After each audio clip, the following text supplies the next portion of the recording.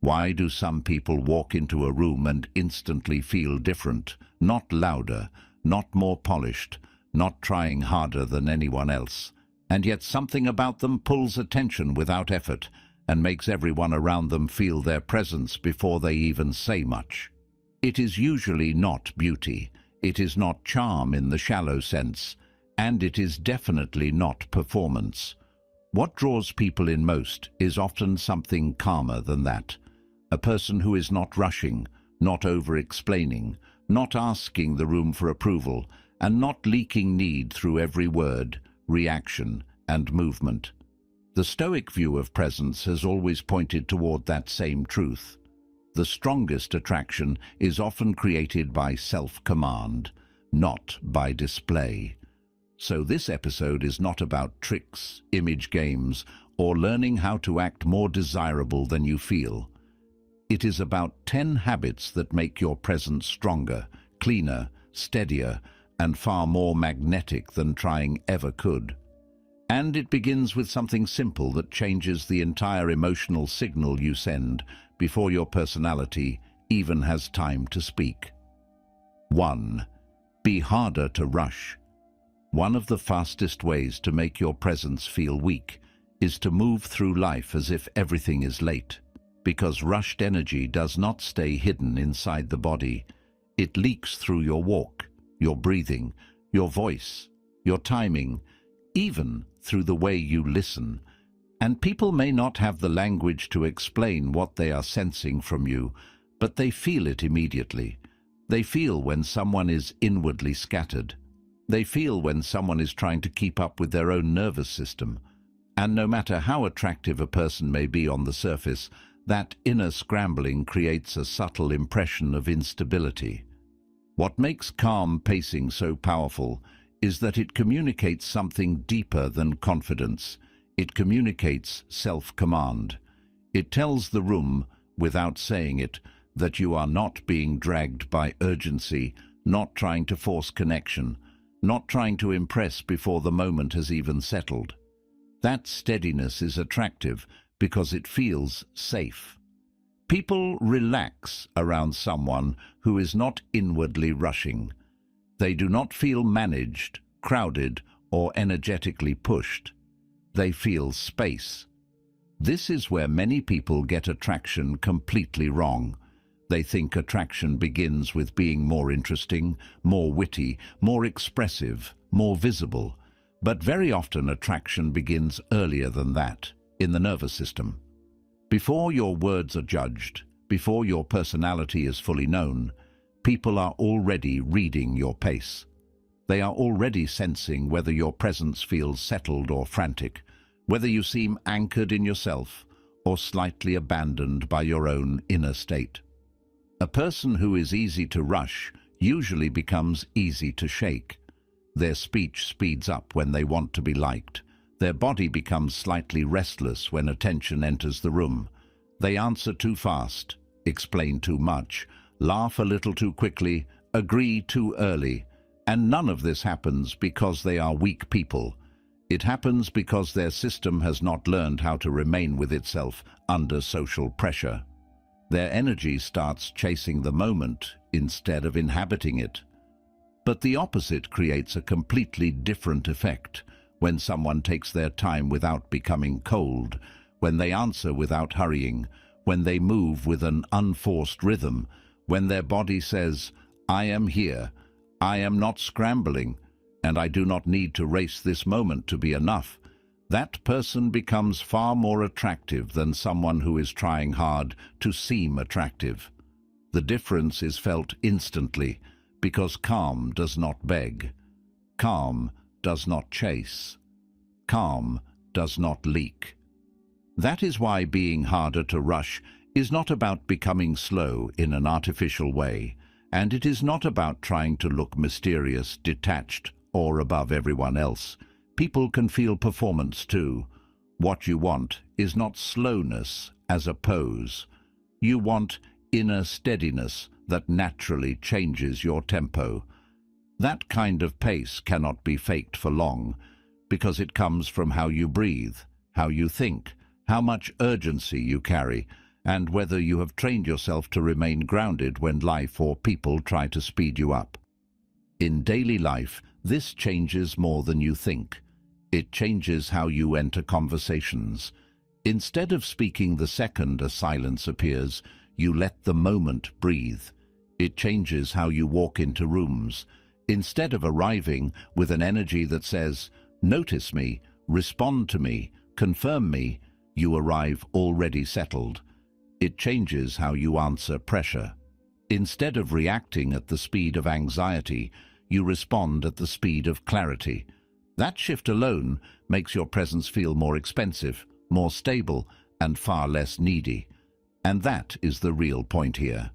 Attraction rises when people stop feeling your inner rush.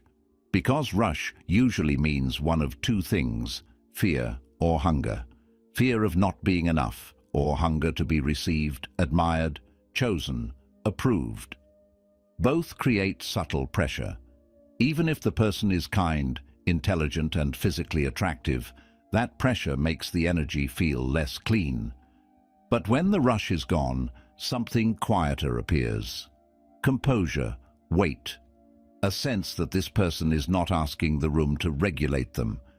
You can start training this in very ordinary moments. Slow your first response.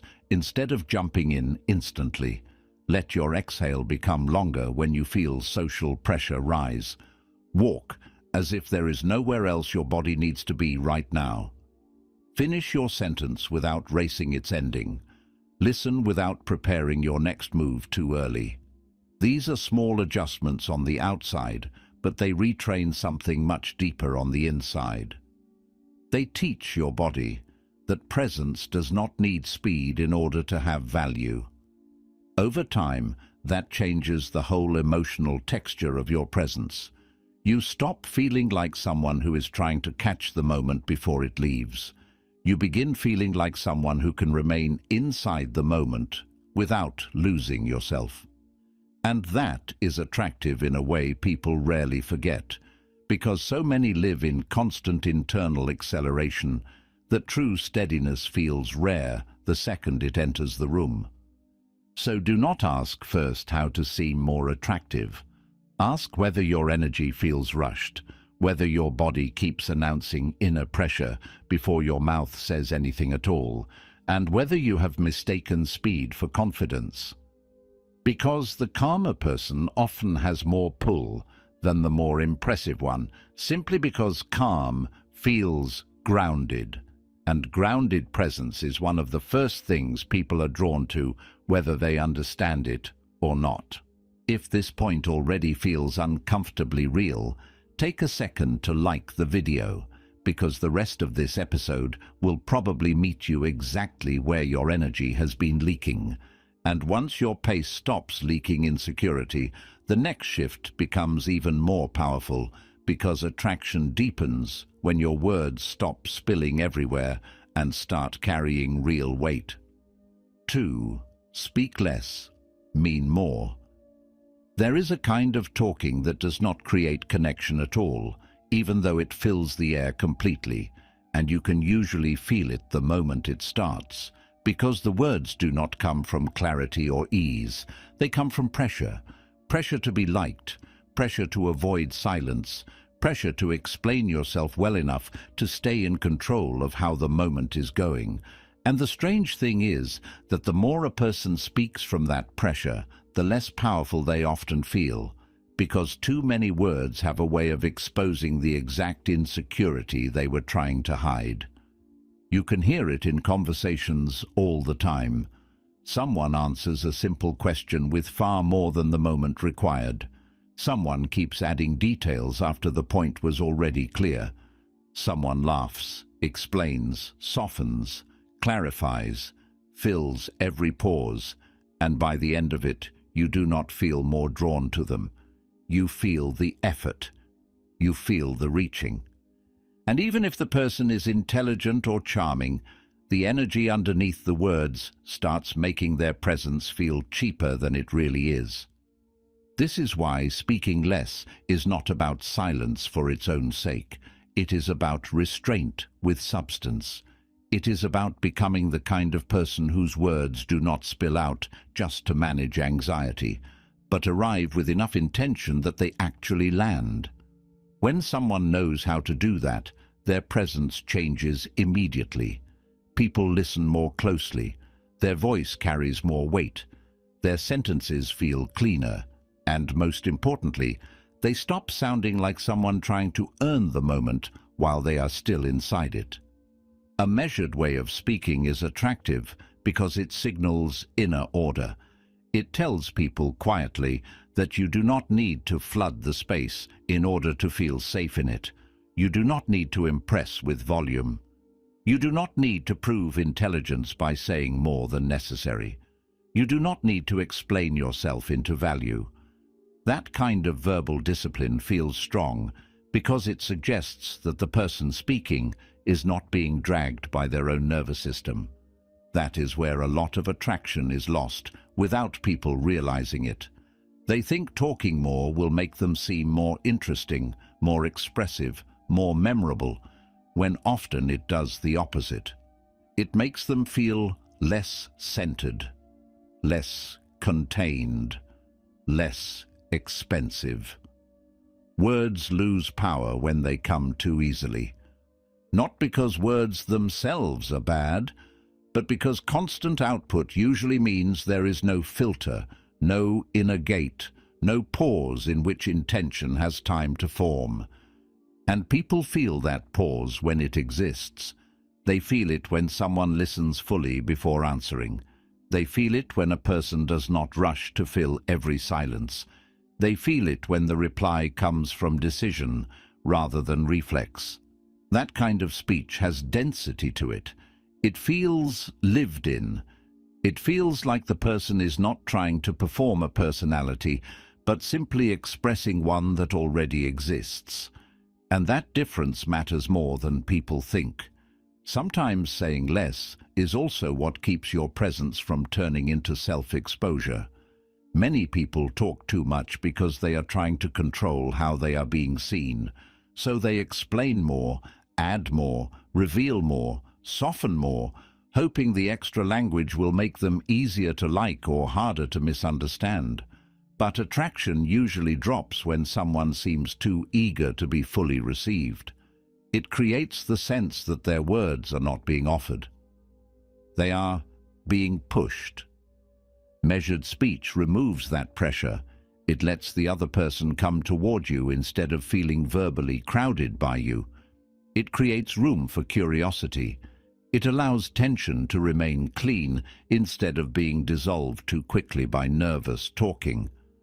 That is why some people say very little and still leave a deep impression. Their presence is not empty. It is concentrated. This does not mean becoming dry, distant, or emotionally flat.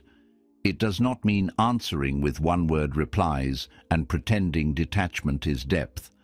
Real verbal restraint is warm, but it is not overeager. It is open, but not spilling. It is expressive, but still governed. The goal is not less humanity. The goal is less leakage. A good test is simple. When you are talking, are you adding because the moment truly needs it, or because you feel uncomfortable letting the sentence end? That question exposes a lot, because often the words after the point are not clarity, they are anxiety trying to stay in control. And the more you notice that, the more you can begin cutting your speech back to what actually carries meaning. You will start feeling the difference quickly. Conversations become less tiring. You stop replaying things you wish you had not said. People lean in more. You feel less scattered after social interactions because you're no longer pouring out energy through unnecessary language. And a quieter kind of confidence begins appearing, one that does not depend on saying the perfect thing, but on trusting that not everything valuable needs to be over-explained. That trust is attractive. It makes your voice feel steadier. It makes your presence feel more deliberate. It makes your silence between sentences feel natural instead of awkward. And once that happens, your words start doing what words should do, Reveal something real instead of compensating for something unstable. So say what matters. Let it be clear. Let it be enough. And then let it stop. Because people are rarely drawn to the person who says the most. They are drawn to the person whose words feel chosen. And when your words stop trying to win everyone, the next habit becomes unavoidable, because attraction changes the moment your whole presence stops revolving around approval. 3. Stop needing everyone to like you. The moment you start shaping your presence around being liked, something in you becomes negotiable. It happens quietly. Your tone changes a little. Your opinions soften faster than they should. You laugh when you do not need to. You explain more than the moment deserves. You begin managing reactions before you have even fully decided what is true for you. And even if nobody can name exactly what they are sensing, they can feel that your energy is looking for approval instead of standing on its own feet. That search changes everything. A person who needs to be liked by everyone rarely feels fully settled, because too much of their attention is going outward. They are reading faces, adjusting tone, editing themselves in real time, trying to stay acceptable in every direction at once. That does not create warmth. It creates instability. It makes the presence feel slightly anxious, slightly eager, slightly easy to move. And attraction drops the moment your presence starts feeling like it can be reshaped by whoever is in front of you. This is why self-respect creates a very different kind of gravity. When someone no longer needs every room to approve of them, they move differently inside it. They stop offering small performances to secure acceptance. They stop trying to be harmless to everyone. They stop trying to be perfectly received. And in that shift, something becomes stronger without becoming harsh. Their presence feels more rooted because it is no longer asking for permission to exist. People are drawn to that more than they admit. Not because indifference is attractive, and not because coldness is powerful, but because inner permission is. There is something immediately calming about being around a person who is not trying to earn basic value through every interaction. They do not come into the room as a request. They come into it as themselves. That changes how their voice lands, how their body settles, how their eye contact feels, even how silence sits around them. Nothing is chasing. Nothing is begging to be confirmed. Approval-seeking always leaks. It leaks through over-agreement, through over-smiling, through speaking in a way that keeps checking whether the other person is still with you, through hiding your real boundaries because you fear the cost of honesty, through turning every interaction into a quiet attempt to stay chosen. And the more a person does that, the less their energy feels whole. It starts feeling adjustable, available, too easy to shape. That is the exact opposite of magnetism. Magnetism grows when there is some inner center that does not move just because the room changes temperature. A person can still be kind, warm, social, and open, but if their worth is not hanging from the reactions around them, everything about them feels steadier. Their yes means more. Their no feels cleaner. Their humor feels more natural. Their attention feels less desperate to be returned. They become easier to trust because they no longer seem like they would betray themselves just to keep the atmosphere pleasant. This is also why trying too hard to be liked often makes you less memorable, not more. People may enjoy the interaction in the moment, but something about it feels overmanaged. They do not quite meet a stable person. They meet a version designed for approval, and what is designed for approval often lacks depth because it is built around safety rather than truth. Stopping this does not mean becoming difficult on purpose. It does not mean acting detached, withholding warmth, or pretending not to care what anyone thinks. It means refusing to organize your whole presence around being accepted. There's a huge difference between being considerate and being approval-driven. Consideration comes from strength. Approval-seeking comes from dependence. One makes your presence warmer, the other makes it weaker. You can feel the difference in yourself. When you are not trying to be liked, conversation becomes lighter. You listen better because you are not busy performing. Your answers become cleaner because you are not trying to win the moment. You stop over-offering. You stop over-correcting. You stop needing every interaction to end with emotional proof that you were received well. That makes your energy feel more expensive, more grounded, and much more attractive than trying hard ever could. The difficult part is that letting go of approval creates discomfort at first. Some people may not understand you as easily. Some may like you less when you stop being so easy to shape. Some may call you distant when you are simply more honest. That discomfort matters because it reveals how much of your old likability may have been built on self-abandonment. And if being liked requires you to leave yourself behind, it was never really safety in the first place. So the practice here is simple. Stop checking the room so much. Stop editing every sentence for maximum acceptance. Stop offering your energy as if its main purpose is to keep everyone comfortable. Let a little tension exist. Let a little misunderstanding exist. Let someone be unconvinced without rushing to fix it. You will start to notice that your body feels more solid when you do. Your words land better. Your attention becomes more valuable. And your presence begins to gather the kind of weight that approval-seeking always dissolves. Because the truth is, the need to be liked makes your energy feel negotiable. Self-respect makes it feel anchored. And once that anchor starts appearing inwardly, it begins showing up physically too, in the way you stand, move, look, and occupy space. 4. Carry yourself like you respect yourself.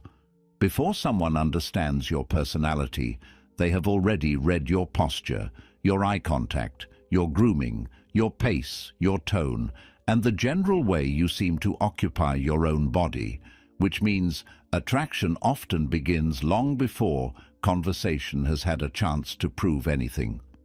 It begins in the question your presence answers without words. Does this person seem at home in themselves, or are they still asking the world for permission to be there?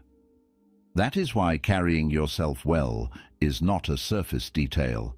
It is not some shallow trick for appearing more attractive than you are. It is one of the clearest visible expressions of how you treat yourself internally.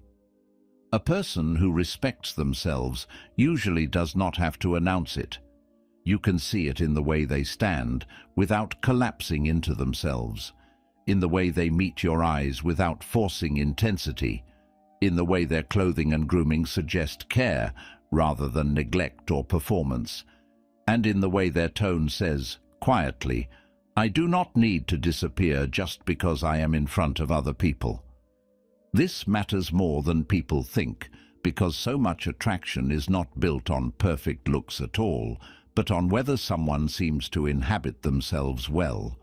You can feel when a person is constantly shrinking, apologizing with their body, rushing their gestures, hiding inside their own posture, or carrying themselves like they are slightly disconnected from their own existence.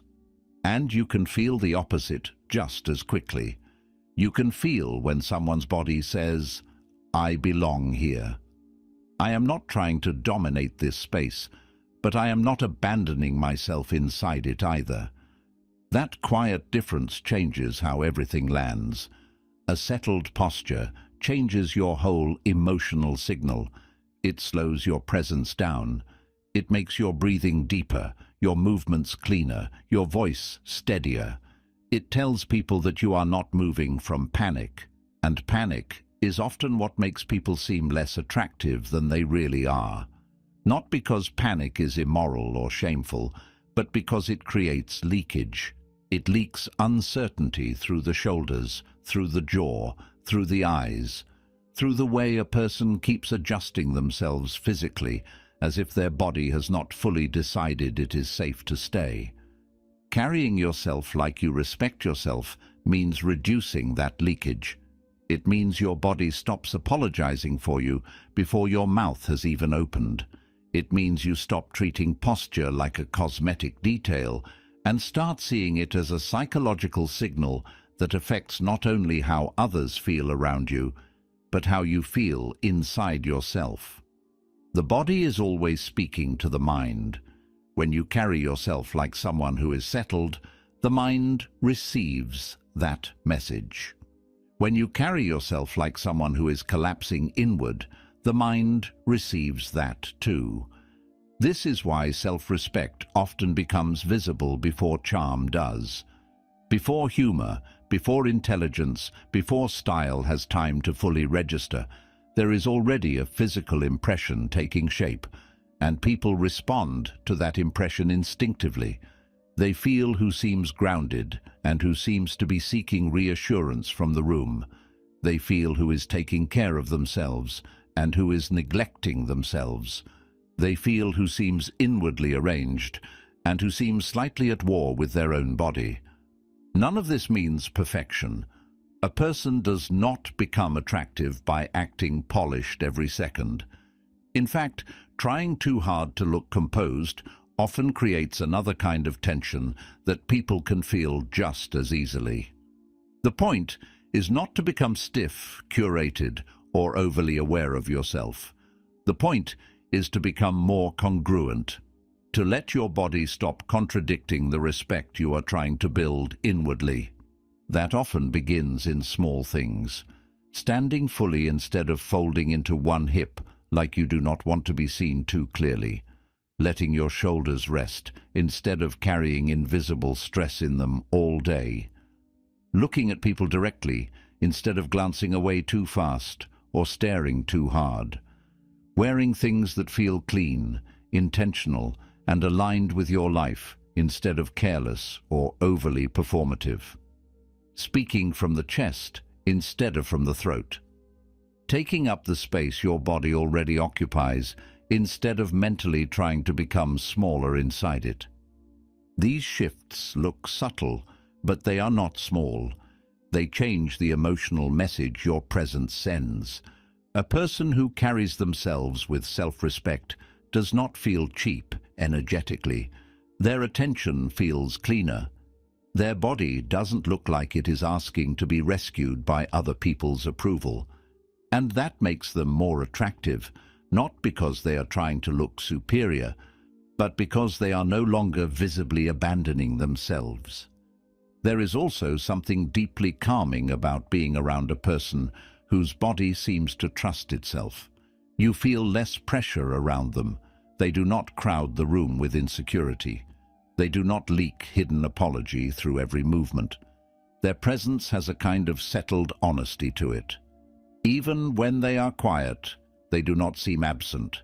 Even when they are warm, they do not seem over-eager. Their body has become part of their dignity. And that is really what this habit is about. Dignity made visible. If you respect yourself only in your thoughts, but your body keeps carrying you like someone unsure of their value, then people will feel the conflict before they understand the person. But when your body begins matching the respect you're building within, attraction becomes more natural, less forced, less dependent on performance. You stop trying to seem worthy because the way you carry your existence already says that you believe it is. So do not ask only whether you look attractive.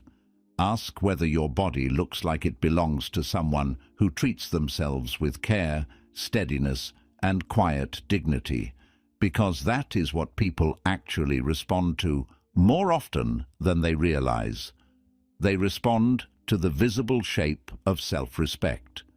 And once that shape becomes steadier, the next thing people feel is how difficult or how easy It is for life to disturb your center. 5. Learn to stay unbothered. You can feel very quickly when someone's presence depends too much on things going their way, because the moment pressure enters, or a tone shifts, or a small inconvenience appears, their whole energy changes. They get sharper, faster, more reactive, more visibly affected by what should have remained small. And that is what makes overreaction so expensive in attraction, because it tells people that your calm is fragile, your mood is easy to move, and your inner state can be disrupted by almost anything that touches it the wrong way. The opposite creates a completely different effect. When a person can stay composed under pressure, when they do not collapse into irritation, defensiveness, or visible emotional chaos every time something annoys them, their presence starts feeling stronger than their appearance, and that is rare enough to be deeply attractive. Not because they seem numb, and not because they pretend nothing affects them, but because they do not hand every small moment the power to rearrange their whole nervous system. That is what being unbothered really means. It is not deadness. It is not indifference. It is emotional steadiness. It is the ability to feel what is happening without immediately becoming ruled by it. A delayed reply does not instantly turn into insecurity. A bad mood in the room does not automatically become your problem. A small misunderstanding does not push you into proving, chasing, or defending. You stay with yourself. You stay in proportion. And proportion is one of the most calming things another person can feel around you. This matters because people do not only respond to beauty, wit, or style. They respond to nervous systems. They feel who gets thrown off easily and who does not.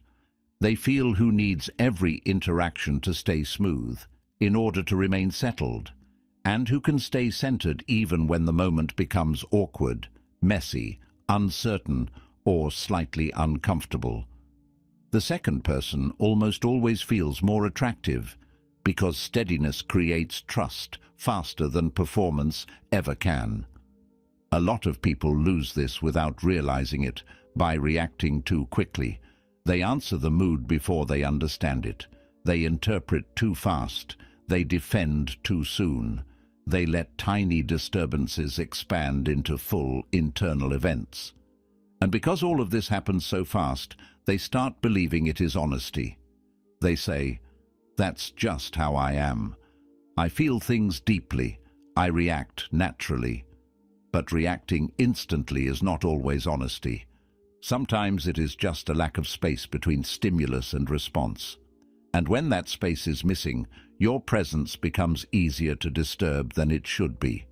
What makes calm under pressure so attractive is that it suggests inner depth. It suggests that not everything gets immediate access to you, that not every opinion enters fully, that not every inconvenience becomes emotional weather. People relax around that because it feels safe, it feels grown, it feels like being around someone who will not turn every moment into a problem just because something felt uncomfortable for a second. And this is where many people misunderstand being unbothered and turn it into an act. They become cold, dismissive, perform detached confidence, or try to look above everything. But that is only another form of insecurity wearing a calmer face. Real steadiness does not need to advertise itself. It does not need to look superior. It simply stays measured. It keeps its emotional balance even when life or people become slightly difficult. That is what gives it weight. You can see this in ordinary situations. Someone interrupts you, and instead of scrambling to take your space back, you stay composed and speak when the moment opens. Someone disagrees with you, and instead of rushing into over-explanation, you remain clear without becoming tight. A plan changes, a delay happens, a conversation becomes awkward, and your whole body does not immediately announce distress. That kind of response does something powerful to your presence. It makes people feel that your peace is not rented from perfect conditions. And that is deeply attractive, because so many people today are visibly easy to shake. One small frustration and their face changes. One moment of uncertainty and their tone changes. One social discomfort and their whole energy begins trying to recover itself. But when your system is more regulated than that, you stand out without trying to. Your calm begins doing part of the work your looks, your words, and your style could never do alone. There is also a hidden layer to this. The less easily bothered you are, the less needy your energy feels. Not because you want less from life, but because you are no longer asking every moment to confirm that you are okay. You do not need constant smoothness to feel stable. You do not need constant reassurance to stay open. You do not need every room to go well in order to keep your dignity. That kind of emotional independence creates a pull that people feel immediately because it removes pressure from your presence. So the work here is not to stop feeling. The work is to stop letting every feeling take the wheel. Let the reaction arrive, but do not let it become your face, your tone, your whole posture toward the moment before you have even taken one breath. Slow the first response. Keep proportion. Let small things stay small. Let awkwardness stay awkward without treating it like danger. The calmer you become in those moments, the more grounded your presence feels to everyone around you. Because attraction grows when people sense that your energy is not constantly under threat. It grows when your mood does not look easily hijacked. It grows when your calm feels earned, not performed. And once your emotional steadiness gets stronger, another kind of strength becomes visible too. The way your attention lands, and whether it feels scattered or valuable. 6. Make your attention feel valuable. There is a big difference between being warm and being endlessly available, and a lot of people damage their presence by confusing the two, because when your attention goes everywhere, reacts to everything, and is handed out with no selectivity, it stops feeling like presence and starts feeling like overflow. You may think you are being generous, easygoing, or open, but what people often feel instead is that your energy has no edges, no filter, no hierarchy, and what has no hierarchy rarely feels valuable for long. Attention is one of the first things people feel from you, even before they fully understand your personality. They feel whether you are fully with them or only half with them. They feel whether your presence is deliberate or scattered. They feel whether you give the same intensity to everyone and everything, or whether there is something in you that knows how to choose. And strangely enough, attraction rises when people feel that your attention is not cheap. Not because you are withholding it like a game, but because it clearly belongs to you first. A person who gives full energy to every notification, every stranger, every passing mood in the room, every small conversation, every bid for access, begins to feel emotionally overexposed. Their presence loses shape. There is no sense of rarity in their focus, no sense that their energy is being invested with intention. And once that happens, even kindness starts feeling less magnetic, because it is no longer backed by discernment. It just feels automatic. But when someone knows how to place attention carefully, everything changes. Their listening feels deeper because it is not sprayed everywhere. Their eye contact feels calmer because they are not mentally split in 5 directions. Their conversations feel more memorable because you can sense that they are actually there. And perhaps most importantly, when they do give you their attention, it feels different from casual access. It feels chosen. That is powerful. People are drawn to what feels intentional, not stiff, not calculated, but intentional. They feel safer around it. They respect it more. They often want more of it without fully knowing why. Because what you are really creating is contrast. If your attention is always equally distributed, nobody feels the difference when they truly have it. But when your energy has standards, when not every person gets the same level of access, when not every moment gets the same emotional investment, your presence gains weight. This does not mean becoming distant or emotionally unavailable. It means refusing to let your energy become public property. It means you stop reacting to everything with the same force. You stop answering every invitation with the same openness. You stop letting random access flatten the value of your attention. In practice, it can be very simple. You do not interrupt your own peace just because something external wants immediate entry. You do not give deep energy to shallow interactions. You do not keep overextending presence where there is no reciprocity, no respect, and no real reason. That selectivity is attractive because it signals self-possession. It says, quietly, that your energy is not begging to be used. It says your inner world is organized enough that attention is an investment, not a reflex. And people can feel that. They feel the difference between someone whose energy is always spilling outward and someone whose attention has depth because it is governed. You can see this clearly in social dynamics.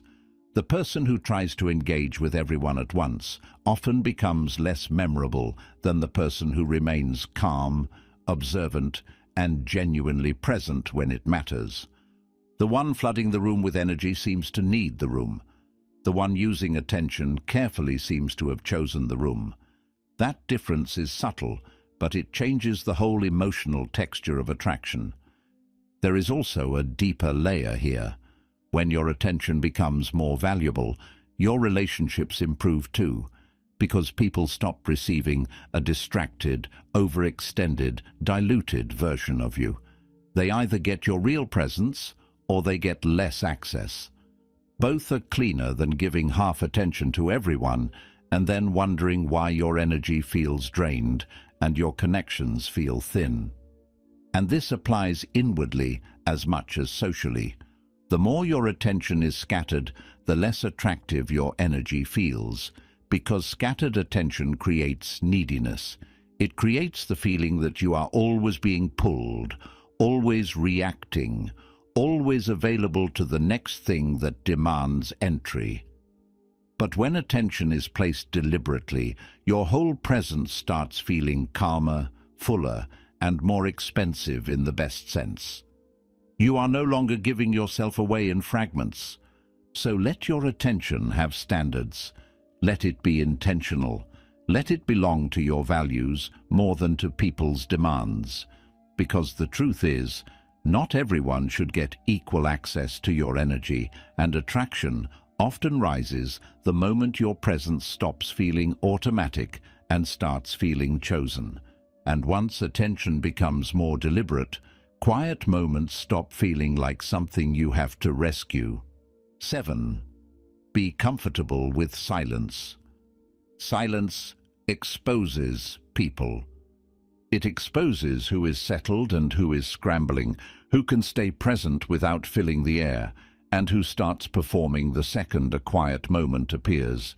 Because for a lot of people, silence does not feel neutral at all. It feels dangerous. It feels like they are losing momentum, losing charm, losing control of how the interaction is being received. So they rush to repair it with words, nervous laughter, over-explaining, extra energy, anything that keeps the moment from becoming still long enough to reveal what is really happening inside them. And that is exactly why comfort with silence is so attractive. A person who does not panic when the room goes quiet gives off a completely different kind of signal. Their presence feels less needy, less rehearsed, less eager to manage every impression in real time. They do not act like every pause is a problem to solve. They let the moment breathe. They let a sentence land. They let eye contact remain for a second longer. They let the conversation have shape instead of flooding it with sound just to avoid the discomfort of stillness. People feel that immediately because most are used to being around energy that keeps trying to rescue the silence before it has a chance to become anything meaningful. And silence can become a lot of things when you stop fearing it. It can become depth. It can become tension in the good sense, not awkwardness, but presence. It can make a person feel more grounded because they are not spending every quiet second trying to prove that they are interesting enough to keep the atmosphere alive. It can make listening feel more real. It can make your words land with more force because they are no longer buried under too many extra ones. This is why silence is not emptiness when it comes from inner ease. It is weight. A comfortable pause says more than people think. It says you are not dependent on constant verbal movement to feel okay. It says you trust yourself enough not to perform through every gap. It says your presence doesn't disappear just because your mouth stops moving. And that creates a kind of magnetism that nervous over-talking almost always destroys. You can watch this happen in ordinary conversation. Someone asks a question, and one person answers immediately, almost too quickly, as if the pause itself would expose them. Another person receives the question, lets it settle for a second, then answers from somewhere calmer. The words may not even be better in content, but they feel better. They feel chosen. The second person seems more present, more self-contained, more real. The first person often seems like they were trying to outrun the silence. That difference matters more than people realize. Silence also protects you from one of the biggest killers of attraction, unnecessary self-exposure. Many people say too much not because they are naturally expressive, but because quiet makes them aware of themselves. So they start talking to cover the discomfort. They offer extra details, extra stories, extra explanations, hoping the movement itself will make them feel safer. But what often happens instead is that they leak energy, reveal too much too early, and make the interaction feel less grounded than it needed to feel. A person who is comfortable with silence does not need to do that. They are not trying to force closeness before it has earned itself. They are not trying to fill the room with personality before the room has even asked for it. They understand that connection does not die in silence. In many cases, it deepens there. This is especially true when silence is paired with ease in the body, relaxed breathing, unhurried eye contact, no sudden compulsion to fix the moment. That combination is powerful because it makes the quiet feel natural instead of strained. People are not uncomfortable around silence itself nearly as much as they are uncomfortable around tension. If your silence is tight, people feel trapped in it. If your silence is calm, people often feel pulled into it. That is why the goal is not to become artificially quiet or mysterious. Forced silence feels just as unnatural as nervous talking. The goal is to become less afraid of quiet moments, so you stop trying to control them too quickly. You let there be space after a sentence. You let there be stillness in your body when attention comes toward you. You let a conversation pause without assuming something has gone wrong. You let the moment exist before deciding it needs rescue. That changes your whole energy. It makes your presence feel more lived in, less eager, more grounded, less performative. You stop seeming like someone who needs constant stimulation to stay emotionally afloat. And that makes people feel a rare kind of ease around you. Because so many are used to being around people who cannot tolerate silence without turning it into noise. So learn to stay there for 1 second longer than your insecurity wants to. Let the pause happen. Let the room breathe. Let your face stay soft instead of rushing to cover the moment with words. Over time, you will notice that silence stops feeling like absence and starts feeling like depth. And once you stop performing to fill every quiet moment, the next question becomes much bigger than conversation. It becomes whether your whole presence feels natural or managed. 8. Stop performing and start being real. You can usually tell when someone is trying to be attractive instead of simply being present, because there is a thin layer of effort over everything they do. The smile lands a little too carefully. The tone feels slightly managed. The humor arrives too fast. Even the confidence looks arranged, as if it was chosen for the moment, rather than grown through a life that actually fits the person living it. None of this means they are fake in some dramatic moral sense. It usually just means they are trying to make sure they are received well, but that effort, even when polished, creates distance. People may notice it, respond to it, even admire it briefly, but they rarely relax inside it. What lasts is something else. Realness has a different texture. It feels lived in. It feels like the person is not assembling themselves in front of you in real time. Their words are not overly edited. Their reactions are not designed for maximum effect. Their presence does not feel like a pitch, and because it is not straining to impress, it often becomes more impressive than performance ever could. This is where a lot of attraction quietly rises or dies. If your energy is constantly managing an image, people may feel your style, your looks, your charisma, but they will also feel the labor underneath it. They will feel that you are trying to land well, trying to appear a certain way, trying not to let the less polished parts of you show. The moment that effort becomes visible, your presence starts feeling less natural, less grounded, less trustworthy. Because people are rarely drawn only to polish. They are drawn to congruence. They want to feel that what they are seeing is connected to something real inside you. That is why performance may impress quickly, but usually struggles to create lasting pull. It can catch attention, but it often cannot hold it with the same depth, because performance is exhausting to maintain. It needs constant monitoring. It needs the room to keep cooperating. It needs feedback. And the more a person lives like that, the more their presence begins depending on external response. If the room likes them, they expand. If the room goes quiet, they tighten. If the reaction is uncertain, they work harder. That dependency is exactly what makes the energy feel less attractive over time. Realness removes that dependency, not because a real person stops caring entirely, but because they stop building every interaction around the fear of being seen imperfectly. They are no longer trying to look effortless. They are simply less divided inside themselves. Their humor sounds like theirs. Their silence sounds like theirs. Their style fits their life. Their words match their energy.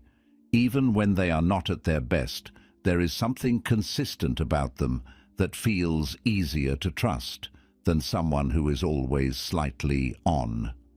And that consistency matters more than people think. A person becomes more magnetic when they feel inhabitable, when it feels like there is an actual self there, and not only a social version optimized for approval. That does not mean oversharing, emotional dumping, or turning being real into chaos. Realness is not the absence of boundaries. It is the absence of unnecessary performance. It is a cleaner relationship with yourself. You're no longer using image management to hold everything together. This changes the whole emotional atmosphere around you. People stop feeling like they have to decode what is authentic and what is strategic. They feel more at ease because your energy is not constantly repositioning itself. You're not trying to win every moment. You are not performing confidence instead of having self-respect. You're not crafting an identity on the spot. You're simply there, and that simple thing is much rarer than it should be.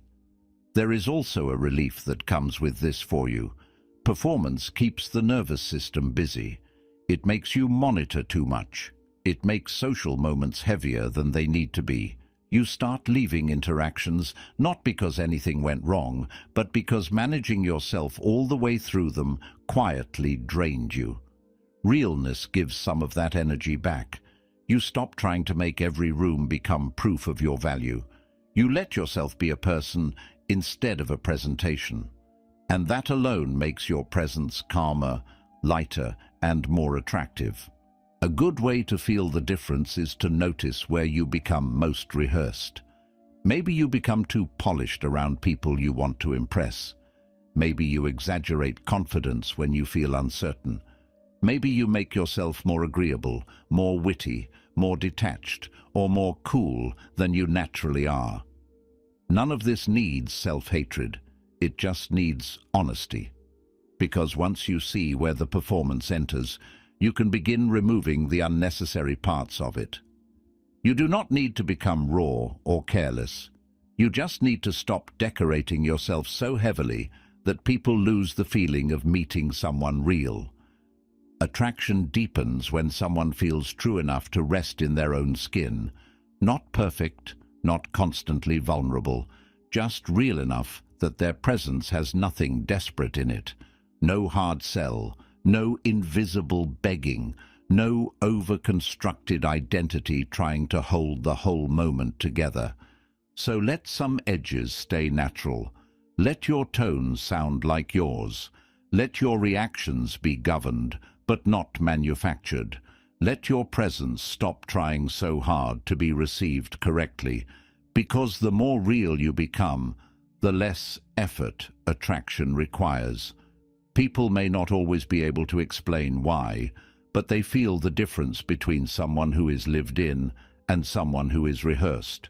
And once you stop performing, the next layer becomes clear, whether your life itself feels full, or whether your energy is still begging the outside world to validate it. 9. Build a life that does not beg to be seen. There is a noticeable difference between someone who is quietly building something real and someone who is constantly trying to make sure their life is being noticed, because one kind of energy feels rooted and the other feels hungry, even when both people are talented, attractive, or outwardly confident. You can feel when a person's center is in the work, in the discipline, in the direction they are living toward. And you can feel when their center keeps drifting outward toward the audience, toward reactions, toward being witnessed often enough to stay convinced that what they are doing matters. That second pattern is more common than people realize. A person begins improving, but almost immediately the improvement wants to become visible. The new habit wants to be shown. The new direction wants to be announced. The new discipline wants to be recognized, and little by little, the life stops being built for its own depth and starts being shaped around how it looks from the outside. That shift may seem small, but it changes the whole atmosphere of a person's presence. Instead of feeling full, they begin feeling slightly performative. Instead of feeling anchored, they begin feeling externally dependent. Instead of feeling attractive in the deeper sense, they begin feeling like they are asking to be noticed. Quiet purpose does the opposite. When someone has a life that is actually pulling them forward, they do not need to squeeze identity out of every interaction. They do not need every room to confirm them. They do not need to narrate themselves into importance. You feel that immediately because their energy is invested somewhere real. Their mind is not overly available. Their attention is not constantly scanning for response. Their presence feels deeper simply because part of it is protected by direction. That is attractive in a way many people cannot explain, because it creates substance. A person with private direction feels like they belong to something beyond the moment. They are not arriving empty, hoping the room will fill them. They are arriving with a life already in motion. And when someone carries that kind of private momentum, their presence naturally becomes more magnetic, not because they are trying to seem unavailable, but because they are no longer building themselves around being seen. This matters because people often confuse visibility with value. They think if they are noticed more, desired more, watched more, they will automatically become more attractive. But attraction loses depth when it starts smelling like self-advertisement. People may respond to it quickly, but the response often stays shallow because what they are feeling is not the gravity of substance. It is the pull of display. And display can hold attention for a moment, but it rarely creates the calmer, stronger pull that comes from a person whose life has internal weight. A life with substance gives the body a different kind of confidence. It changes how you walk into rooms because you are no longer asking that room to give you a purpose for being there. It changes how you speak because your words are not doing all the work of creating value. It changes how your attention lands because you are not trying to harvest significance from every exchange. You become more present precisely because you are less dependent on the moment to make you feel real. That does not mean becoming secretive, distant, or emotionally unreachable. It means protecting enough of your direction that your life remains larger than the performance of it. You stop giving every small piece of progress to the outside world. You stop oversharing your next move before it has roots. You stop turning your becoming into constant communication. And because of that, your energy begins to feel more contained, more mature, and more trustworthy. People are often drawn to those who seem to have somewhere inwardly to return to. Not a fake mystery, not coldness, just a private center, a life that is being built whether anyone is watching or not. That quality softens neediness because attention is no longer being treated like oxygen. It also makes your presence more restful to be around. You are not placing the invisible burden on others of having to confirm that your life matters. You already live as if it does. That is where attraction deepens, not in louder confidence, but in quieter substance. So ask yourself where your energy has been going, into building or into broadcasting, into direction or into impression, into the private discipline that makes a life stronger, or into the visible version of growth that looks impressive before it has really matured. The answer matters because people can feel when your life is still searching for an audience, and they can feel when your life already has a spine. Build the spine first. Let the life become real before it becomes visible. Let your habits gain weight before they gain applause. Let your directions settle into you so deeply that even in silence, people can feel that you're not drifting. Because a person with private purpose carries a different kind of presence. Less hungry, less exposed, less dependent on being received. And once your life stops asking to be witnessed in order to feel real, one final layer becomes much clearer, whether your energy itself feels clean or whether it still carries invisible need. 10. Let your energy feel clean, not needy. There is a kind of energy that makes people pull away, even when the person carrying it is attractive, kind, intelligent, or well-spoken, and it usually has nothing to do with appearance and everything to do with hunger. Not hunger in the obvious sense, but the quieter kind, the need to be chosen, the need to be reassured, the need to feel special in someone else's eyes, the need to keep the interaction alive so you can keep feeling valuable inside it. People do not always know how to describe that feeling when they sense it, but they respond to it immediately. Their body feels the pressure before their mind explains it. That is why the deepest form of attraction often comes from emotional cleanliness. Clean energy does not chase. It does not lean too hard. It does not keep reaching into the moment asking, "Do you like me? Do you feel me? Do I matter here?" It stays present without trying to force a result. It lets interest breathe. It lets connection form at its own pace. It does not turn every interaction into a referendum on self-worth. And because it does not carry that pressure, people relax inside it. Needy energy creates the opposite effect. Even when it is subtle, it starts pulling at the room. It can show up in over-texting, over-explaining, over-giving, over-reading signals, trying too hard to stay in someone's mind, trying too hard to seem different, trying too hard to make sure the connection does not fade. None of this has to be dramatic to weaken attraction. In fact, the most powerful forms of neediness are often the quiet ones. The invisible emotional leaning, the way your attention starts orbiting someone too fast, the way your mood begins depending on how warmly the moment comes back to you. That dependence is what people feel, and the reason it weakens attraction so quickly is simple. It makes your presence feel less whole. It makes it feel like you are arriving with a private emptiness you hope the interaction will solve. Even if your words are smooth, even if your humor lands, even if your appearance is strong, the energy underneath begins asking instead of offering. It stops feeling grounded. It starts feeling hungry. Clean energy feels different because it comes from enoughness. Not perfection, not arrogance, not emotional distance, but enoughness. You are not coming into the room to be completed. You are not speaking in order to be validated into existence.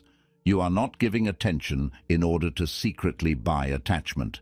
You are simply present, open, alive, and self-respecting enough that your energy does not become a request. That is deeply attractive because it removes hidden pressure from the interaction. The other person does not feel that they must feed your ego, soothe your insecurity, or keep proving their interest every few minutes so you can stay settled.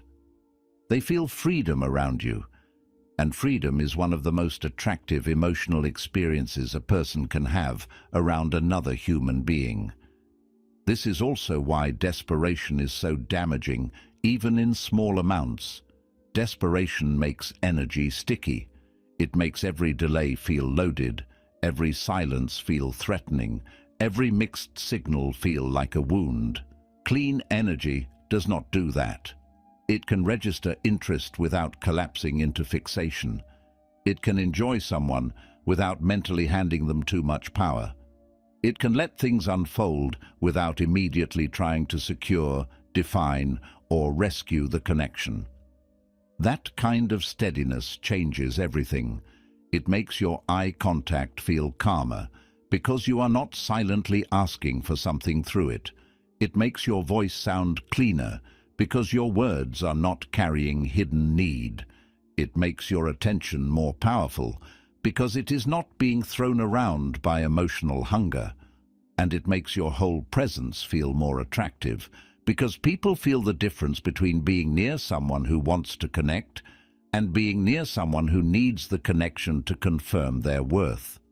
This does not mean becoming detached, emotionally unavailable, or pretending not to care. That is just another performance. Clean energy is warm. It is sincere. It can be affectionate, playful, interested, even vulnerable.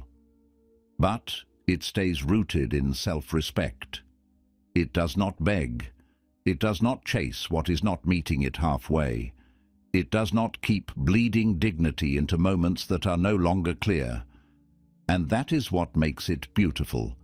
It lets attraction stay light instead of heavy.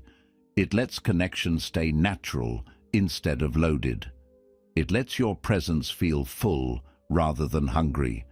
So if you want to become more attractive without trying harder, stop asking first how to make people want you and start asking whether your energy feels peaceful to be around, whether it feels whole, whether it feels clean, whether it leaves people with space to come closer instead of subtly making them responsible for your emotional balance. Because what draws people in most is often not extra charm, extra style, or extra performance. It is the absence of pressure, the absence of desperation, the absence of that invisible need to be chosen in order to feel complete. And when that need begins to fade, your presence becomes much more magnetic than effort ever could. Attraction is rarely built by trying harder to appear attractive. More often, it appears when the noise starts falling away, when the rush softens, the speech becomes cleaner, the body feels more settled, the reactions slower, the attention more intentional, and the life behind the person stops begging to be seen. That is what these habits are really doing. They are not teaching you how to impress people. They are teaching you how to become more anchored in yourself. And the more anchored you become, the less you need to perform for attention, chase approval, fill every silence, or make your energy louder than it needs to be. Stoicism points toward a kind of presence that is quiet, self-respecting, emotionally governed and internally stable. And that kind of presence tends to draw people in, not because it is trying to, but because it no longer has to. So do not try to apply all 10 habits at once. Pick the one that exposed you the most, the one that showed you where your energy still leaks, and start there. Clean that part up, slow it down, strengthen it. Let attraction become the side effect of a presence that feels calmer, clearer, and more whole. And if this episode gave you something real, take a second to like the video and write in the comments. Presence is stronger than performance.